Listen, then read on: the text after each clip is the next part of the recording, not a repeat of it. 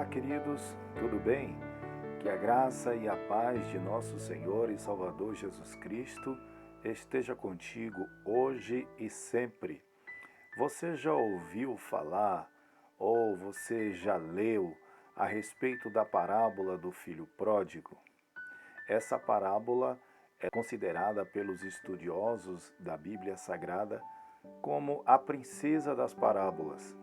Essa parábola, ela traz um ensinamento profundo de nosso Senhor Jesus Cristo para as nossas vidas.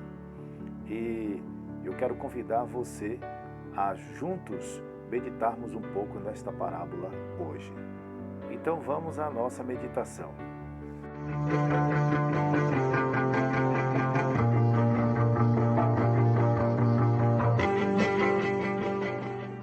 Lucas, capítulo de número 15, do versículo 11 até o versículo 24, está escrito assim: E disse: um certo homem tinha 2 filhos, e o mais moço deles disse ao pai: Pai, dá-me a parte da fazenda que me pertence. E ele repartiu por eles a fazenda. E poucos dias depois, o filho mais novo, ajuntando tudo, partiu para uma terra longínqua e ali desperdiçou a sua fazenda, vivendo dissolutamente. E havendo ele gastado tudo, houve naquela terra uma grande fome, e começou a padecer necessidades.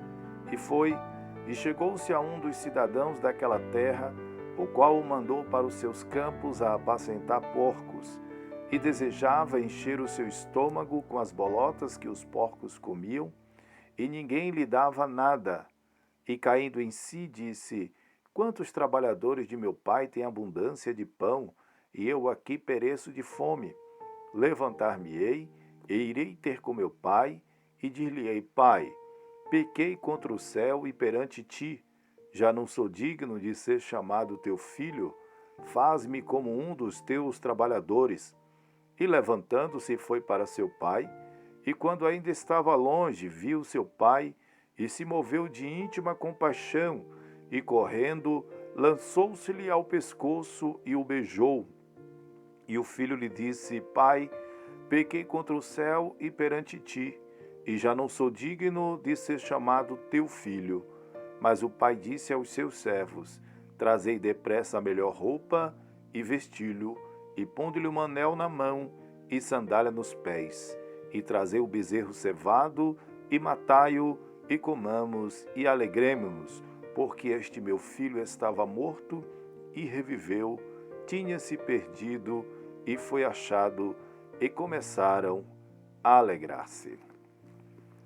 Esta parábola, queridos, é um dos grandes ensinamentos de nosso Senhor e Salvador Jesus Cristo, pois ela vai nos mostrar o amor de um pai pelo seu filho, mesmo depois de uma grande rebeldia, e isso vai apontar para Deus. Nós, seres humanos, que nos rebeliamos, nós, seres humanos, que nos afastamos da presença de Deus, e que o Pai está lá, nos esperando, para que nós possamos retornar e cair nos seus braços, chorando, arrependidos, para sermos contemplados pela graça poderosa do Senhor nosso Deus.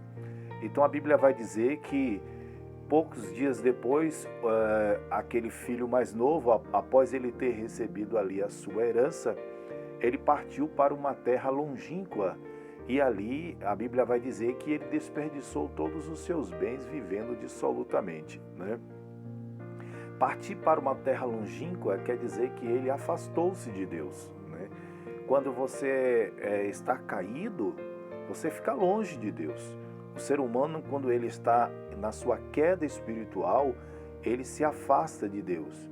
Porque a Bíblia diz: os vossos pecados fazem divisão entre vós e o vosso Deus. E aí a Bíblia vai dizer que ele ali acabou gastando os seus bens com os seus amigos, porque ele estava cercado de amigos, né? E ele acabou gastando os seus bens, a sua fazenda que ele recebeu, a sua herança, de forma, dissoluta. Forma dissoluta quer dizer sem controle, né? De forma errada, de forma incorreta. E aí a Bíblia vai dizer: por que gastais o dinheiro naquilo que não é pão, e o produto do vosso trabalho naquilo em que não pode satisfazer? Então, o Senhor está nos ensinando através do profeta Isaías, no capítulo 55 e versículo 2, que nós estamos muitas vezes gastando os nossos bens, aquilo que nós ganhamos com tanta dificuldade, com coisas que não é pão, né? E o produto do nosso trabalho naquilo que não pode verdadeiramente nos satisfazer, né? E a Bíblia diz que após ele gastar tudo ali naquela terra, houve uma grande fome. E ele começou a padecer necessidades. E ele foi e se chegou a um dos cidadãos daquela terra, o qual o mandou para os seus campos para apacentar os porcos. E ele desejava, diz a Bíblia, que ele desejava encher o seu estômago com as bolotas que os porcos comiam, e ninguém lhe dava nada. Queridos, o que a palavra de Deus está nos ensinando é que quando nós nos afastamos de Deus, então a nossa alma, ela começa a sentir fome e ela começa a sentir sede. Mas sede de quê? Fome de quê? Segundo a Bíblia, nos últimos dias os homens teriam fome de pão, não fome de pão e nem sede de água, mas de ouvir a palavra do Senhor, né? Então ele ali sente muita fome, ele está longe da sua casa, ele está longe da sua família, todo o conforto que ele tinha, né? Porque quando nós estamos na presença de Deus, nós estamos amparados pelo Senhor nosso Deus. A Bíblia diz que Deus é o nosso socorro. O salmista vai dizer que Deus é a nossa provisão. O salmista vai dizer lá no Salmo 23, o Senhor é o meu pastor e de nada terei falta. Então, naquele momento, ele sentiu essa necessidade. E aí a Bíblia vai dizer que ele desejou encher o seu estômago com as bolotas que os porcos comiam. Essas bolotas que Jesus cita aqui nesta parábola, lá em Lucas capítulo 15, queridos, está falando sobre uma planta, né? Sobre uma vargem que era muito comum ali no Mediterrâneo, e que os criadores de porcos normalmente aproveitavam as sementes, trituravam aquelas sementes, elas eram sementes doces, e a casca era dado para os porcos, como ração para os porcos. E diz a Bíblia que ele desejou comer aquelas sementes, aquelas sementinhas doces, né? Ele desejou encher o seu estômago com aquilo. Mas ele passou ali uma grande necessidade, né? E a Bíblia vai dizer também que ele ali foi trabalhar com porcos. Porcos, né? Para o judeu ortodoxo, todos aqueles que fazem parte da religião judaizante, não come carne de porco. Por quê? Porque a carne de porco ela era considerada no Velho Testamento para o povo judeu, foi uma regra, né? Foi uma determinação que eles não comessem a carne de porco, porque a carne de porco o porco era considerado um animal imundo. Então, biblicamente, o que a Bíblia está nos apontando com isso é que a partir do momento em que nós nos afastamos de Deus, nós vamos começar a nos alimentar de coisas imundas. Nós vamos trabalhar com coisas imundas. Nós vamos estar próximo a coisas imundas. E naquele momento, né, para aquele momento, a parábola vai dizer que ele estava ali trabalhando com porcos, porque os porcos, né, eram animais que não eram aceitos pela comunidade judaica, né? Os judeus não aceitavam a criação de porcos. Os judeus criavam ovelhas, os judeus criavam cabras, né? Criavam outros tipos de gado, mas porcos não, né? Então, mas ali ele vai se misturar com coisas que era considerado coisas imundas. Quando o homem está fora da presença de Deus, ele vai se misturar com coisas imundas. E aí a Bíblia vai dizer, e tornando-se a si, né, ele faz uma reflexão, ele para repensar na sua situação. E ele chega a um entendimento, e ele diz assim, quantos jornaleiros do meu pai têm abundância de pão, e eu aqui estou perecendo de fome, né? E aí, queridos, naquele momento ele abre os seus olhos, porque a Bíblia vai dizer lá na segunda carta aos Coríntios, capítulo 4 e versículo 4, nos quais o Deus desse século cegou o entendimento dos homens, para que lhes não resplandeça a luz do Evangelho da glória de Cristo, que é a imagem de Deus. Então ele abre ali os seus olhos naquele momento e ele diz, espera aí, na casa do meu pai, os seus servos, os seus trabalhadores têm do melhor, e olha o que é que está acontecendo aqui comigo.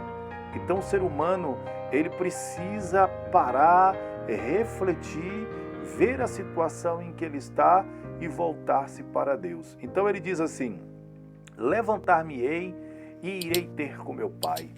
E eu vou dizer para ele assim, pai, eu pequei contra o céu perante ti, e eu não sou digno de ser chamado teu filho. Faz-me como um dos teus jornaleiros, né? Então, naquele momento, ele se posiciona diante do problema. Ele está caído, ele está prostrado, e ali ele resolve se posicionar diante do problema. E é isso que nós devemos fazer. Nós não podemos ficar caídos, nós não podemos ficar prostrados, né? Nós temos que nos levantar. E aí a Bíblia vai dizer lá no versículo 20 de Lucas, capítulo 15, que ele levanta, né? E levantando-se, ele foi para o seu pai. E levantar-se aqui na palavra de Deus está dizendo que ele tomou uma atitude. Quer dizer, ele parou, ele refletiu, ele viu que ele estava naquela posição de queda espiritual, e ele disse, eu vou me levantar. Ele disse e tomou a atitude, e ele foi lá e verdadeiramente ele se levantou e foi para o seu pai. Porque muitas vezes o ser humano diz, eu vou fazer, é hoje, é amanhã, né? E o tempo vai passando e ele não se posiciona para tomar uma atitude verdadeira, né? E ele não toma aquela medida. Então a Bíblia vai dizer assim, lembra-te, pois, de onde caíste e arrepende-te, né? E pratica as primeiras obras, quando não brevemente a ti virei e tirarei do seu lugar o teu castiçal, se não te arrependeres. Aí, essa passagem está em Apocalipse, capítulo 2, versículo 5, e a palavra de Deus está falando a respeito ali da igreja que perdeu o primeiro amor, que foi a igreja de Éfeso, né? Levanta-te de onde caíste e arrepende-te. E foi o que aquele moço fez. Ele se levantou, né? E ele se arrependeu. E aí a Bíblia diz que quando ele estava longe, né? Ele viu o seu pai e ele se moveu, o seu pai, aliás, quando ele estava longe, o seu pai o enxergou e ele se moveu de íntima compaixão. E a Bíblia diz que o pai correu e lançou-se ao pescoço do filho e o beijou. Queridos, o que a palavra de Deus está nos ensinando? Que Deus está lá, de pé, esperando aquele que está caído, para que ele se levante e para que ele corra para a presença do Senhor. E a Bíblia vai dizer, lá em Tiago, capítulo 4 e versículo 8, chegai-vos a Deus e ele se chegará a vós. Alimpai as mãos, pecadores, né? E vós de duplo ânimo, purificai os vossos corações. Então, chegai-vos a Deus e ele se chegará a vós. Então, naquele momento, ele corre, né, para o seu pai. E quando o seu pai o vê, então a Bíblia diz que o seu pai corre até ele. né? Chegai-vos a Deus e ele se chegará a vós. E seu pai então vai até ele e lhe dá um abraço e lhe dá aquele beijo, né? E aí o filho faz o quê? A confissão. O filho diz assim: pai, eu pequei contra o céu e perante ti. Eu não sou digno de ser chamado teu filho. E aí, o que ele está fazendo ali? Ele está confessando. Sem confissão não há arrependimento. A Bíblia diz: se confessarmos os nossos pecados, Ele é fiel e justo para perdoar os nossos pecados e nos purificar de toda a injustiça. Está lá na primeira carta a João, capítulo 1, versículo 9. Então, se confessarmos os nossos pecados, Ele é fiel e justo para perdoar os pecados e nos purificar de toda a injustiça. Então ele faz ali a sua confissão, ele diz: pai, eu pequei contra o céu e pequei perante ti. O ser humano precisa confessar diante de Deus a sua culpa, os seus erros. O ser humano, Deus espera isso de nós, que nós confessemos, né? As nossas culpas diante do Senhor, para que haja verdadeiramente o nosso perdão. E a Bíblia diz que naquele momento o seu pai, ele se alegra e ele corre e fala para os seus, ele dá um anel, ele manda que coloque nele as vestes, né? Vestes limpas, vestes que estavam lá guardadas esperando aquele momento, né? Porque ele vai dizer assim: traz depressa a melhor roupa, né? E veste o meu filho, ponha um anel na sua mão, ponha a alparca nos seus pés. Quer dizer, ele estava descalço. E a Bíblia vai mandar que nós estejamos, né, calçados na preparação do Evangelho da Paz, né? E ele estava descalço. Aí o pai diz: calça as alparcas nele, coloca o anel. O anel representava que ele era da família. O anel não era para servos, o anel não era para os empregados, o anel era para os da família. O pai estava dizendo assim: esse é meu filho, esse é o meu amado, ele voltou para casa, é um membro da minha família, esse faz parte de mim, né? E vestiu a ele a melhor roupa. O pai poderia dizer assim: veste qualquer roupa nele aí, não deixa ele com essa roupa encardida, suja, não. Não. O pai disse assim: veste a melhor roupa. O que isso quer dizer? Isso quer dizer que quando o nosso Deus perdoa, perdoa de verdade. Quando o nosso Deus perdoa, perdoa para valer. Porque nós, seres humanos, às vezes a gente diz assim: eu perdoei, mas sempre fica aquele mais, fica aquela, sabe, sempre fica aquele saldo de alguma coisa que você não conseguiu perdoar, que você não conseguiu esquecer. Não, a Bíblia vai dizer: dos teus pecados não me lembrarei mais. Então naquele momento o Senhor perdoou ele, o seu pai lhe perdoou, né? E diz: traga aqui o bezerro cevado, o bezerro. Veja que ele não diz assim: traga aqui um bezerro cevado, ele diz: traz o bezerro. Aí o artigo está definido, né?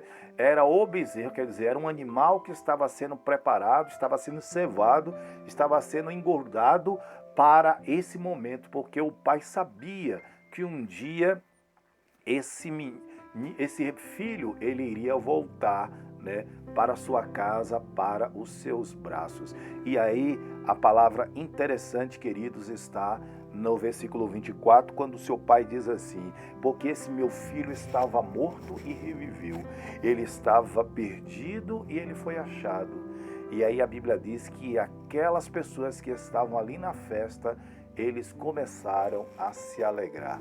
Sabe, a Bíblia diz que há festa no céu por um pecador que se arrepende. Quando o homem volta para a presença de Deus, quando ele está caído, quando ele está fora da graça, quando ele está fora da presença de Deus, quando ele está fora da comunhão, quando ele está fora da igreja, que ele se levanta, que ele toma uma atitude, que ele confessa o seu pecado, que ele deixa o seu pecado, a Bíblia diz que ele alcança misericórdia, e aí é feita uma festa nos céus, né? Os anjos se alegram. a comunidade celestial se alegra por uma alma, por um pecador que se arrepende. Eu não sei qual é a sua condição. Eu não sei se você um dia serviu a Deus e hoje não serve mais. Eu não sei se você é um dos filhos desgarrados que saiu da casa do Pai e que foi se misturar com coisas imundas. Mas eu quero te dizer uma coisa. Levanta, se posiciona, toma uma atitude, corre para os pés do Senhor, volta para Deus, porque o Senhor é misericordioso e é poderoso para te perdoar, para fazer você sentir novamente como filho amado, como filho querido. Como diz a palavra do Senhor, tu és o meu filho amado, hoje eu te gerei, né? Então esta palavra estava direcionada para o grande filho, né? O filho unigênito, o filho do Senhor. Mas também nós podemos pegar ela, né? Um pedaço dela para nós, filhos amados que fomos gerados pelo nosso Senhor.